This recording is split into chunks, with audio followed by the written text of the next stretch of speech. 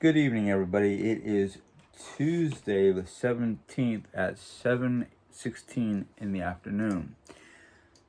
I've had a busy day. This shirt that you see me wearing right now, I did not wear to my interview. Trust me, I wore a nice red polo shirt and black slacks to my interview this morning. And guess what? I'm already in.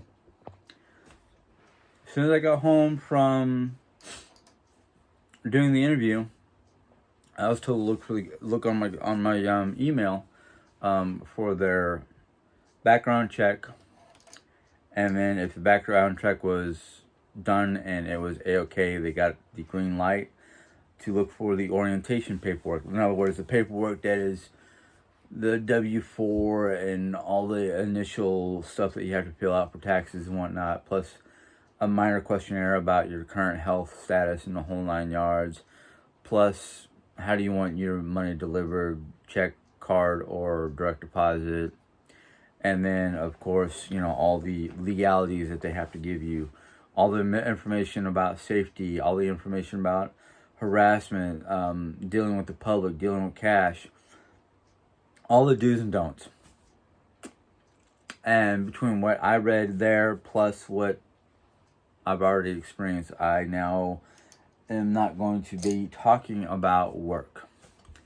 Work, when work happens, is work. If I want to talk to somebody, I'll talk to Jerry Ann or direct message one of my friends that won't, it won't be out on general public forums. So all I can say is I'm in. I go back tomorrow to sign the finalized paperwork and get my orientation. I'm excited that stress, anxiety and stress has dissipated, and my only anxiety right now is, am I going to do a good job? Am I going to be able to keep what goes on at work to myself? I'm also happy that I got done. I nearly spent almost 2 hours, an hour and a half, not 2 hours, an hour and a half with my doctor. I have been prescribed an what does she call it? It's a combination of anti-anxiety, anti-depression medicine. She advised me to go onto the website go onto my insurance website to find a psychologist in the area. That way I have somebody who's a professional and can work with me better than she can, because she's only a primary doctor. She has the ability to prescribe medication, but she does not have the certification or anything like that for actual psychological, however you want to put it. So I'm happy that I'm starting down the road to deal with my medical issues. She also suggested, since I like to read, set aside the mythology, the Norse mythology, and pick up. She gave me the title of a couple of different books, self-help books on identifying and dealing with depression, as well as another one that is basically identifying and dealing with anxiety and how to meditate and all the stuff that could help me with dealing with everyday situations. My primary is Jerry Ann's primary, so she knows what medical issues are going on with Jerry Ann, so she understands my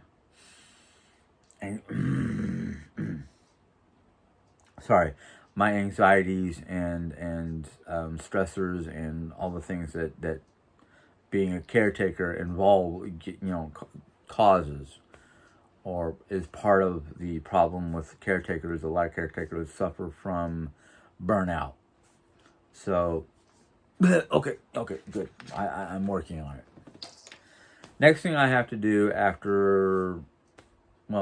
when I go in for orientation, I have to let them know I need Monday off because of a medical appointment and for Jerry. unless I can get one of her friends who lives locally to take her. In fact, one of her friends is coming over tomorrow. I'm not going to say whom. That's not my place. But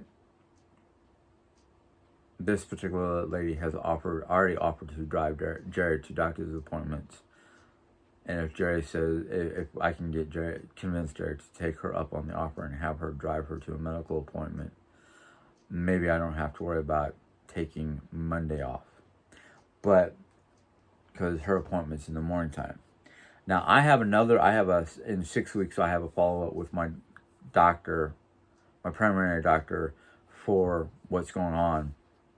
And I made sure that appointment was for like after 2 p.m. So hopefully, when I go to talk to the people at my new job tomorrow, they will be understanding and either let me off early on the 26th of September, so I can go, like let me off at 2 o'clock so I can go see, go do my doctor's appointment and whatnot. And I'm about 99.9% sure that they'll understand, because okay, it's medical, okay, it's family medical, it's your medical, okay.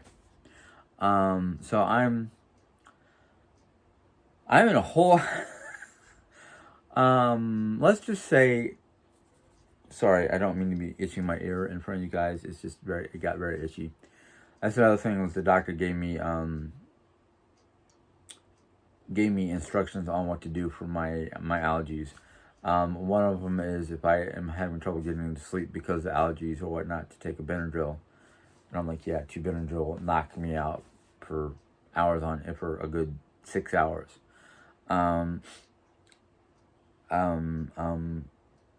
But she also suggested, when I wake up the morning time, and if this whole area is clogged and messed up and whatnot because of sinuses, to basically put a pot of water on the stove, or go into the bathroom and turn the bathroom into a sauna. The only downside is wasting a lot of water. So she said, if I don't want to waste any water, just take a pot of water, get it to a nice simmer, or a lot of steam and whatnot, and just take a towel over my head and just put my head over the boiling water with the towel over it to keep the steam from just escaping, to basically help drain or loosen the mucus and whatnot, to get it out of my system. Which is like, oh yeah, I heard about that. I just never thought about doing it. So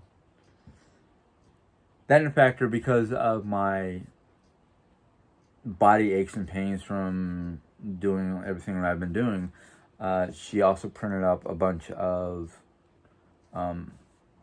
exercise information for just at home.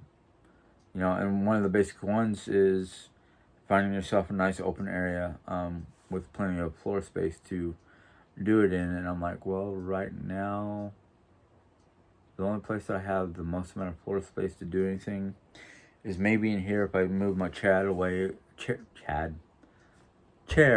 the way, or the living room floor. Because I might be able to do it in the bedroom, between my bed and the dresser, or between the couch and the TV. I just don't need, as one of my subscribers put it, Jerry Ann the hover wife.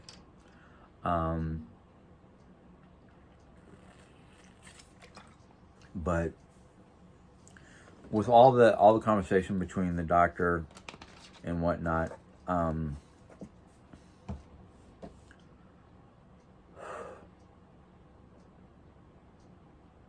the doctor realizes, because she's seen both me and Jerry together, and she sees how I react, how she reacts, how we react.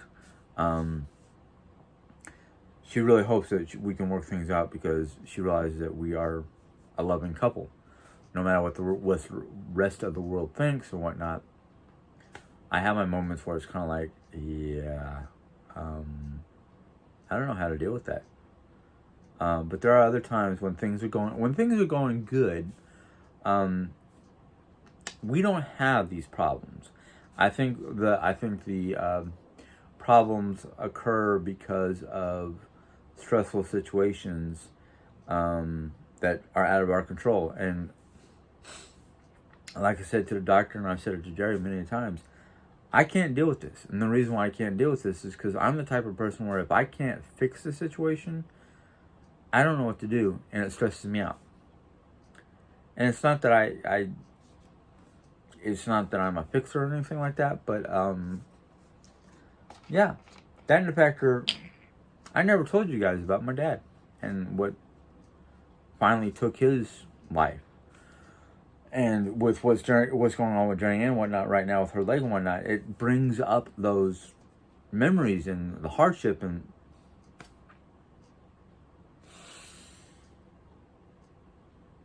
all that. Excuse me. I don't want to be getting into tears or anything like that. Not because of the fact that not that they're unwarranted. It's just sometimes they get out of control. So, yeah, I'm trying to work on situations. I'm hoping once I get to a psychiatrist, start talking to him and dealing with my issues and whatnot, maybe Jerry can see the same person and deal with her issues and hopefully get them fixed or dealt with or understood. So, yeah. And it's kind of funny because, excuse me, let me do this off camera.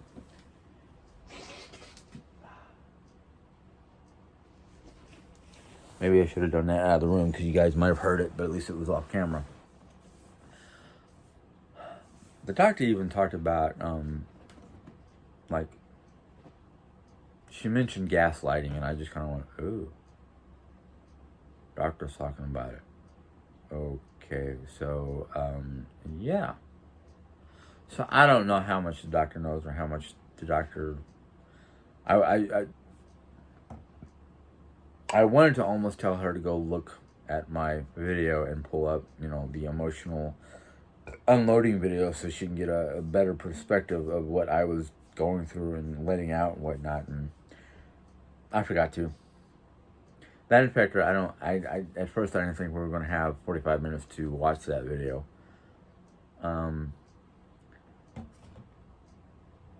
I thought about taking that video down just because I think in fact it's getting a little out of control now that things have been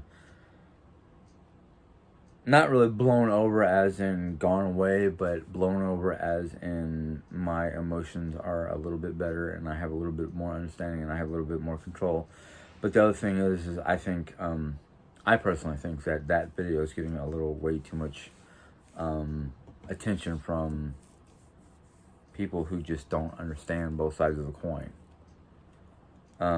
So it's kind of like, and it's not, Jerry has not seen it. Jerry has not said anything about taking it down. We have talked about it because other people are running after her going, you should see your husband's video. He's saying all kinds of bad stuff. No, as I explained to Jerry Ann, I exploded because I could not contain my emotions any longer and they had to come out. And if people want to take them and twist them the wrong way and try to get Jerry all PO'd at me for whatever reason, well, that's a Karen or Becky maneuver. That's something a Karen or Becky would do just to get attention or to see how much more, basically it's another method of control for some people. It's like, oh, he's talking bad about his wife. Let me go tell her.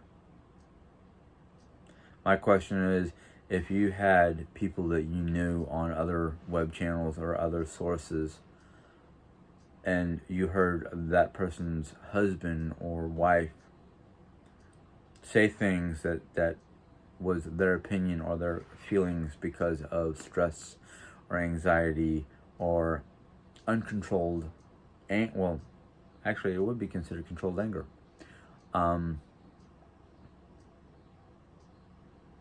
That's just one of many ways that people use to help keep control of another person, and it's wrong. Yes, I have my issues. Yes, I need to deal with them, and I'm trying to get to that point where I can deal with them. But the thing is, up until today, I didn't think I'd be able to get to you know get to that point where I can go looking for somebody, or um, realize that I need to actually officially go look for somebody and not just talk about it. Um, so yeah, I'm under medication. I'm under advice by my primary for the time beings. She's given me a lot of suggestions. One of the things that kind of surprised me, but after talking to the doctor and telling her about my aches and pains, my chronic aches and pains, and the fact that Jerry needs more space than our bed, our king size bed, can give for both of us. The doctor literally suggested, why don't you, at the end of the night, say your good nights and whatnot, and sleep in a different room, so both of you can get a good night's sleep and whatnot. Yes, I'll be in a different room, but I'm close enough for Jared to other than basically, unintentionally disturb me. I'm, even if I'm laying on, sleeping on the couch in the living room until I can clean up the guest room, or move stuff around in here so I can lay down in the box spring and hopefully get the queen in here. It's one of the suggestions the doctor gave me, and I wanted to talk to Jerry about that, and I was just kind of like, wow.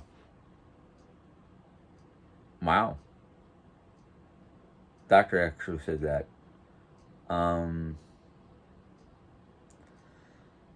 Now, I know Jerry said if you wanted to, you could, but I don't want you to be that far away. She wanted me to sleep on a click-clack couch, and the click-clack couch is not that comfortable.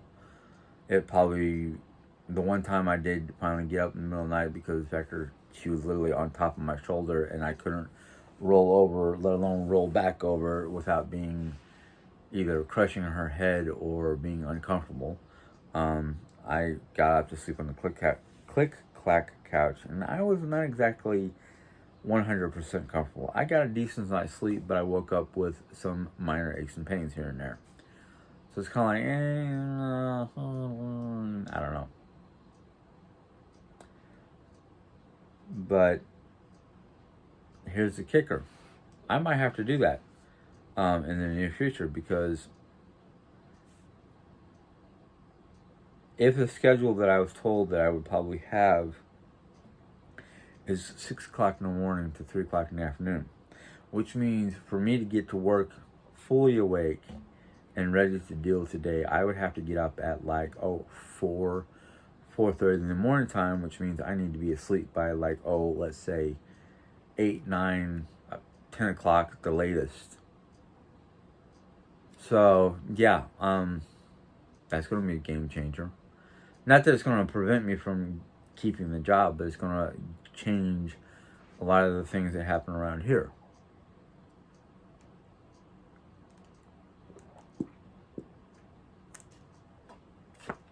So, well, and here's the thing.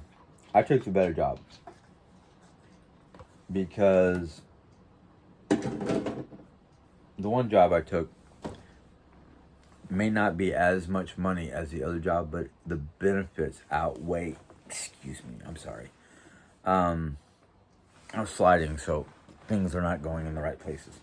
So yeah, it's like I took the job that has the better benefits.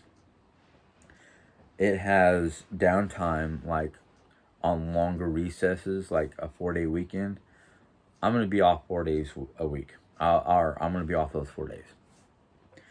Good thing about the job, it's a Monday through Friday. I will have the weekends off, which I was kind of like, weekends off? College? Okay, I see what it is. They're only open while college is in session on the weekends when there are no classes. It's up to the college students to eat some other place than, the dining hall. So that's probably why a lot of the fast food places around here are busier on the weekends and the weekdays, because of those factors. Don't know. I won't know everything until tomorrow, and I may or may not talk about it as long as I don't mention specifics. Maybe I shouldn't talk about it at all. Well, let me hear your opinions.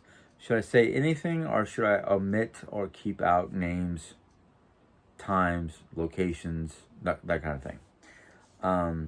Not that I don't want to talk about my job, but I just want to make sure I'm not overstepping my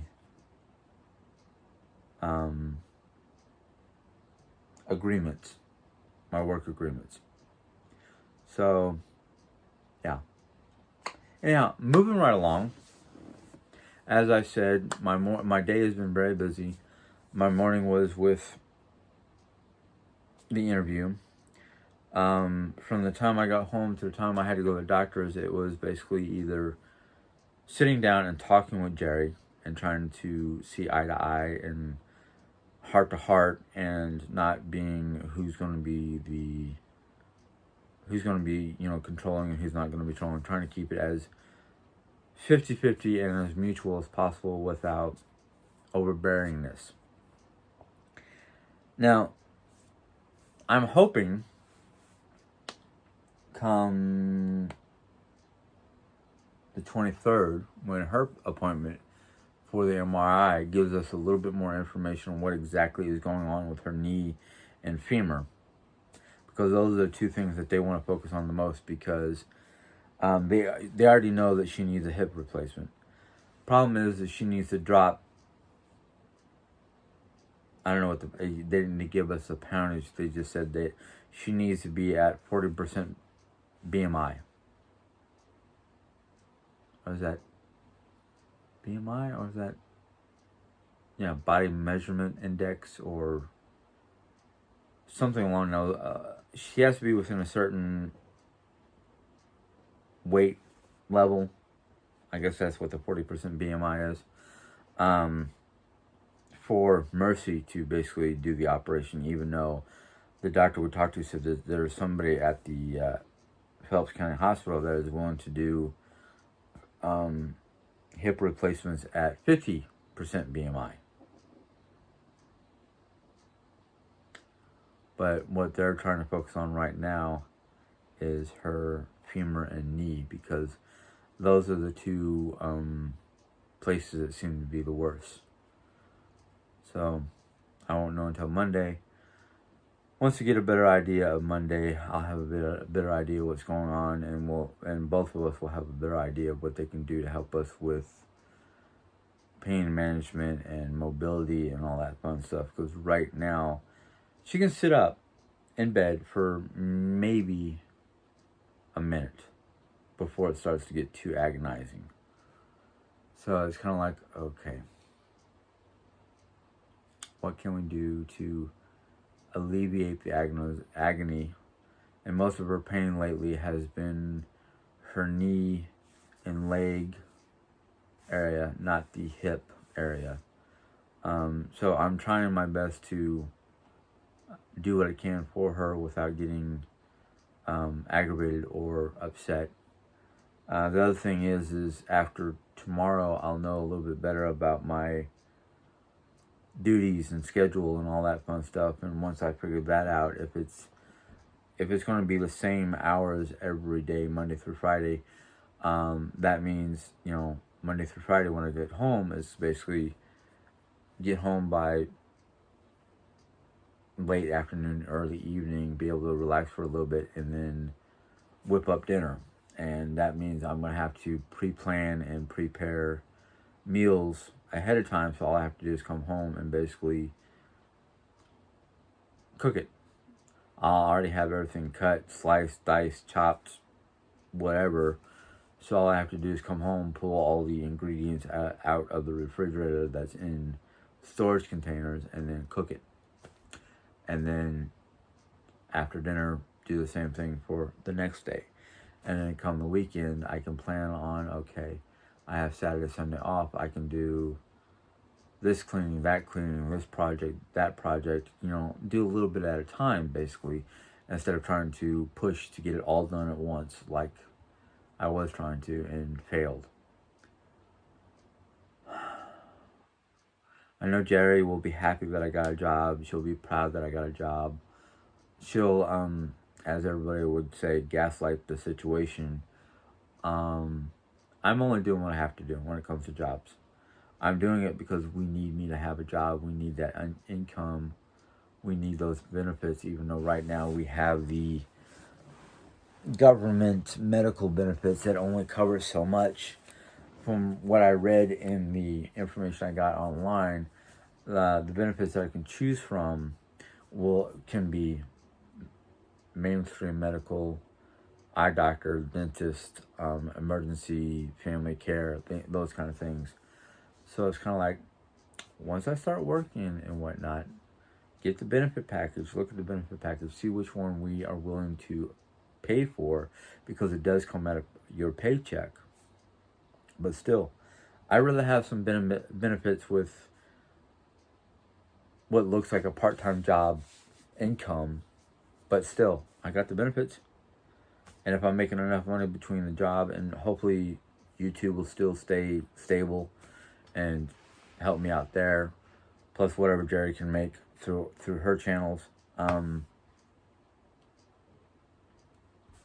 then the only thing will be making sure we squirrel money away or be prepared for my off time, like the 4-day weekends for holidays, the winter break, and then hopefully when summer comes around, we can either figure out what I'm doing for summer, like get a temporary part-time job during the summertime if we're not making enough money with YouTube for me to not worry about a full-time job.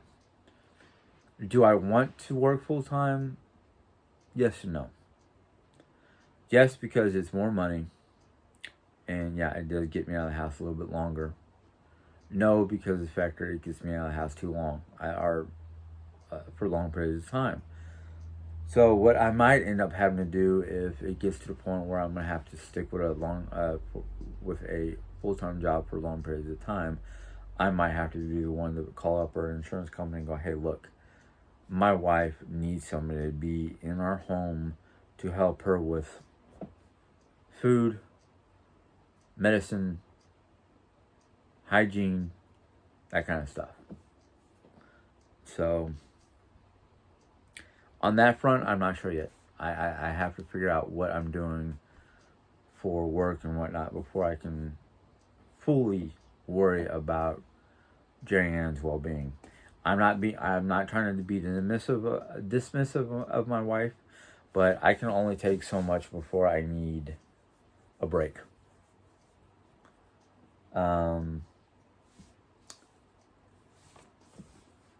Yeah, that's about it on that front. I know some people are going to yell at me like, why did you buy it? Why did you buy it, Jim? Did you really need it? The downside of waiting at CVS for your medication instead of, coming back for it is you tend to wander around the store. Especially me, because I can't sit down. I get fidgety. And I happened to walk over by the magazine rack. Oops, should not have done that. And saw something I had to get. Because, you know me, I love history, especially medieval times. I thumbed through this magazine and they had, Burg Gelt, one of my favorite castles in Germany. That was a fun trip to get to that castle. And then they had information on the Dark Ages, the sport of jousting. Just the life and times of the medieval era. And they even had a section on here between real versus real, as in real, the movie Real, double E, or real, the real deal, comparison. All different things about the cult. They call it a cult, but they basically, the cult of Mary, the Virgin Mary. Basically, it talks about inspiring women like Joan of Arc, the Virgin Mary. They also talk about famous men like Genghis Khan, Leif Erikson. I didn't even see that until just now. the inventions of the latter part of what they call the medieval era, but it's also like part of the Renaissance era. They talk about the Black Death, bizarre cultures of the time, the busy life of monks translating the Bible from Latin to whatever language they were trying to translate it to. Courtship and marriage of medieval times. That's going to be interesting for me. The first university. I didn't know the first university. What does it say here? Let me just skim through it. The first known university was started in 1088. It's the oldest university in continuous operation in the world. Does not say where. But I have a feeling it's probably somewhere in Europe. Maybe it's Cambridge. I don't know when Cambridge started, when it was established. But I'll read through that. I'll enjoy that. I probably might even just like read a little bit and talk to you guys about it if you want me to. What they ate and drank. But then what really caught my eye was towards the very beginning of this book, this magazine, basically. It didn't cost me much. Probably cost me less than some of these books I have over here on my table. But in the very beginning, it literally gives you a timeline. A timeline starting in 476 AD all the way to 492 AD. Or does it go further? No, it goes all the way up to the 1500s. So mid 400s to the 1500s. And the 1500s, I think, is probably about the time the Renaissance era really kicked off. I mean, it was in full bloom.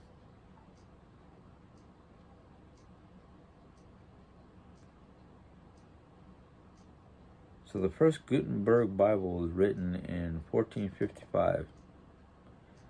The Black Death was from 1374 to 1353. The Great Famine was 1315 to 1317, 2 years.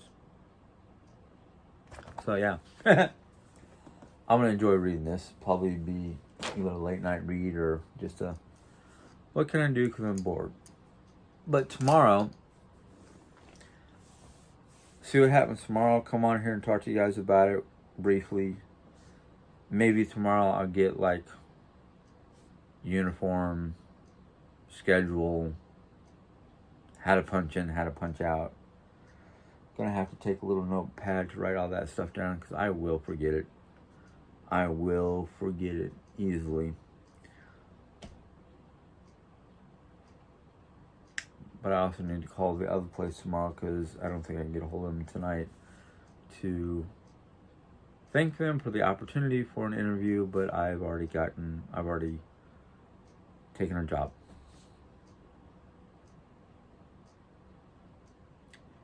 Yay. I don't seem happy. That's not because of the fact I'm not. It's just it's almost 8 o'clock and I'm dead beat. I'm ready to go. I'm ready to just go into my room, change into my pajamas, and sleep until tomorrow.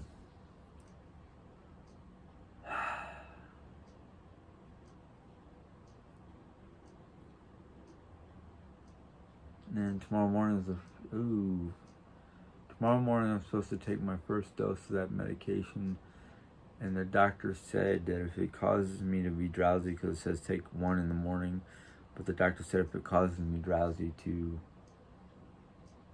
take it at night before I go to bed. I got to review that information too after, they might tell me in orientation, because as you guys can tell, I cleaned up last night. I left a little bit of a goatee beard type thing, and if they tell me it's too long, it has to be like, does not have to be clean shaven as in totally removed, but it has to be shorter. Unless they can provide well, that might be an idea. Because I have 2 masks that kind of cover up the whole face area.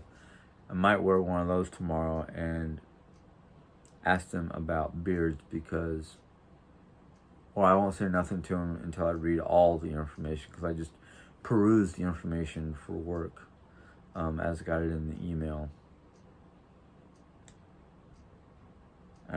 They actually sent it to, they sent, after my finalized paperwork, and they called me for a scheduled orientation day. I did notice while I was waiting at the pharmacy that they sent me an email with all the different segments of the handbook so I can download them directly to my computer.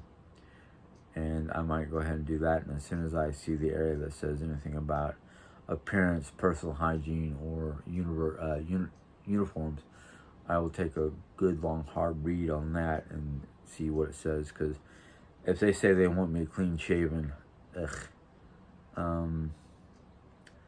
guess I'll have to do it. Really, really don't want to, especially when I noticed that 2 people that I saw coming and going from the office area, they weren't clean shaven. They had goatees. Maybe not as long as mine, but they still had goatees. But anyhow, I'm going to end this so I can go enjoy the rest of my evening with my wife. I don't know what we're going to do, but one of the things that we had a nice long talk about is because I don't spend a lot of time in there with her, even though I'm home 24/7. We don't spend quality time, like just sitting back, relaxing, watching TV, whatnot. She feels very lonely, and I'm like, oh, okay. So what do you want to do to rectify it? And she said, just come in here and spend time with me. I don't care if you're sitting on the couch and we're watching TV, or you're sitting there playing on your games or whatever. Just spend a little bit more time in the room with me, sitting here, whether we're talking, whether we're enjoying a TV show, whatever, she just doesn't like being alone, which I kind of understand, but I kind of don't understand because I'm used to being alone. I guess the factor of being an only child, you're kind of used to basically being alone, doing your own thing. But she's not an only child. She's used to, her siblings around or family members being around all her life, basically. It really wasn't until her father passed away that she felt more alone than she did before that. And what I'm about to say is not supposed to be mean or anything like that. It's just to prove a point. People had talked about me living with my mom most of my life, blah, blah, blah.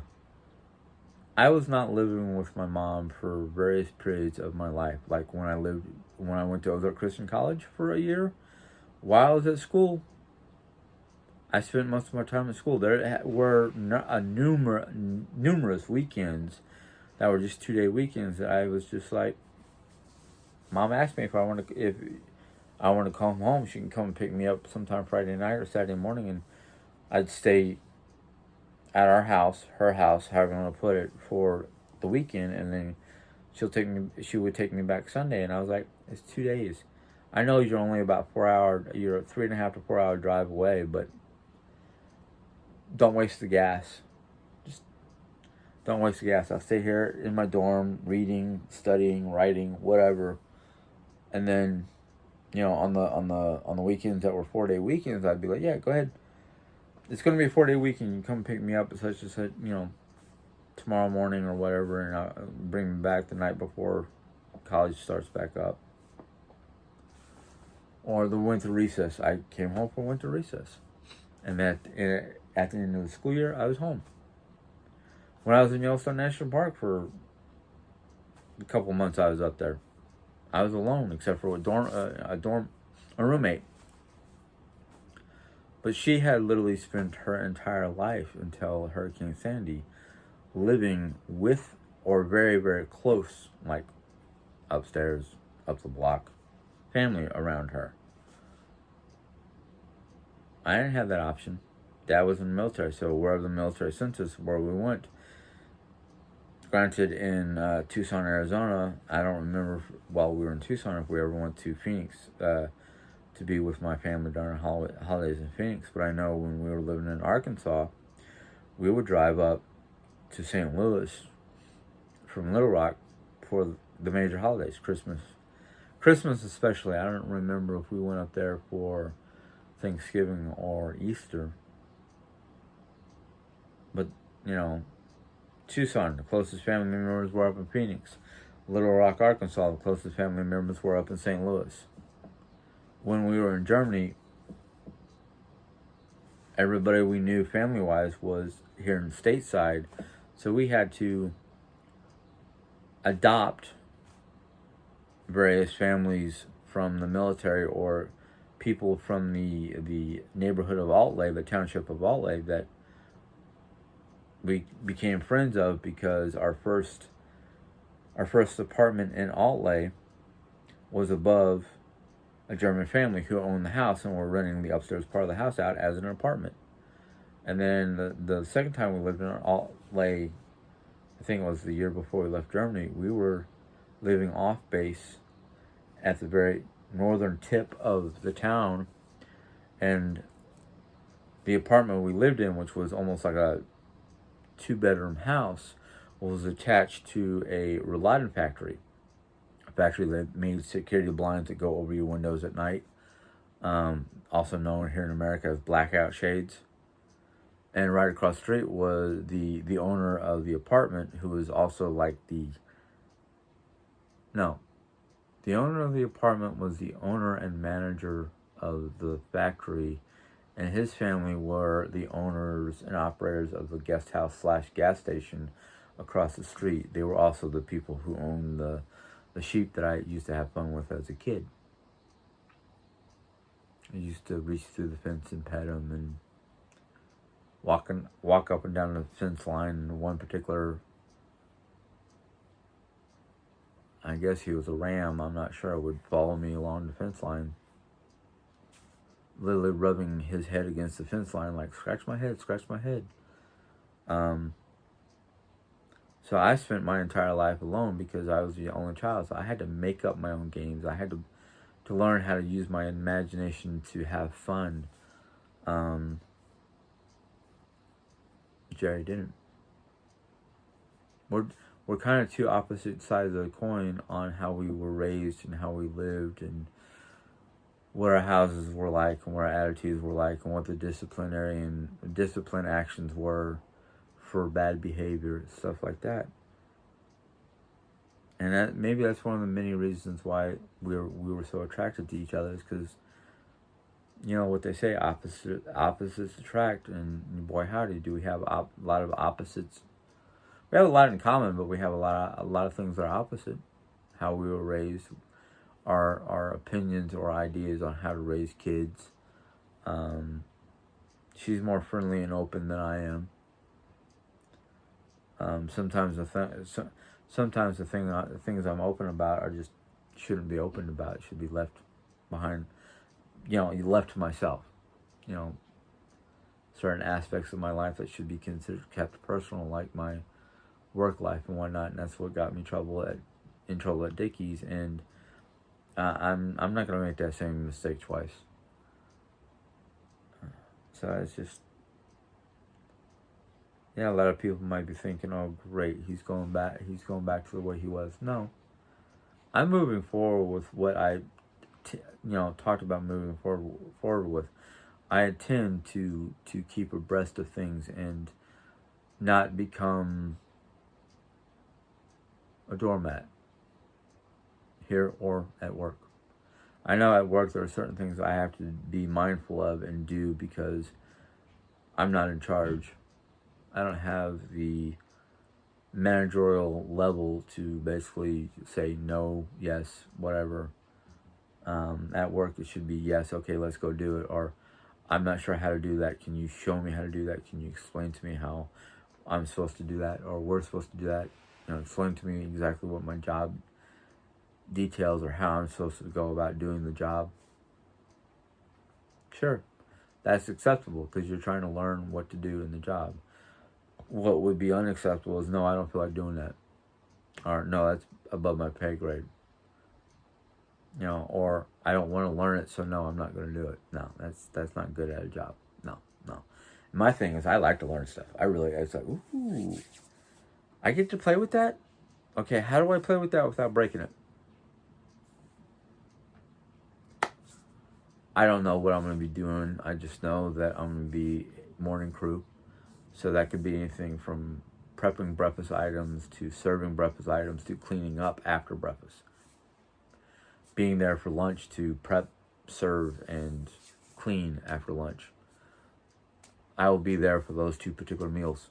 Exactly where and what? Not 100% sure just yet. Best thing for me would be to be, left behind the scenes, back at the house, cleaning, maybe prep work.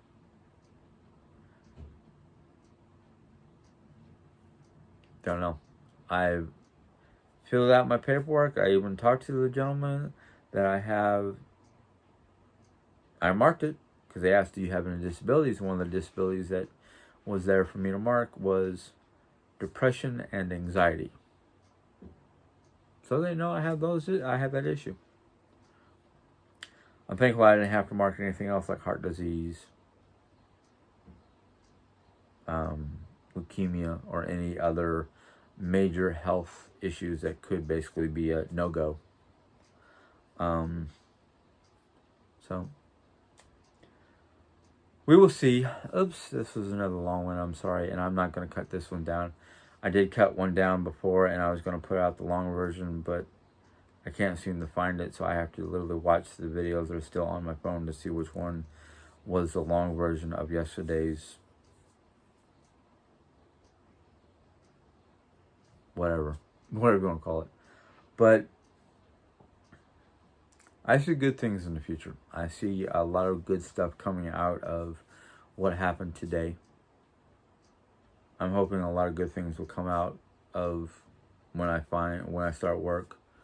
When I find a psychiatrist that I can go to, hopefully anytime after 3 p.m. That kind of stuff. So it's like a lot of things that I'm probably going to have to learn, and I know some people are going to be like, 50? Not you guys. I'm pretty sure you guys won't say it, but I'm pretty sure there are some people out there in the work world that will be like, you're 50 and you're working here? Or you're 50 and you're not a manager? No, you know why I'm not a manager? 2 reasons why. Been there, done that. It is too stressful for me. Second reason is, actually there's no second reason. The primary reason why I don't want to be a manager is just too stressful. Not that I couldn't handle the work, because I did it. I've done it. I've been a manager before. It's just way too much paperwork and too stressful for me to deal with on a regular basis. So I'd rather be, if I get anywhere near management again, maybe a shift lead or like second or third assistant manager. Yes. Hi, Ma. Oh, I'm being paged? Okay. Anyhow, I'm going to let you guys go. Hopefully you enjoyed this video. If you did, give it a thumbs up. If you have any questions in the comments, go ahead and put it in the question comment box. If you're new to my channel and like what I heard, go ahead and hit the subscribe button. A little bell will pop up and YouTube will let you know when I put my next video. Until next time, you guys have a good day. Bye.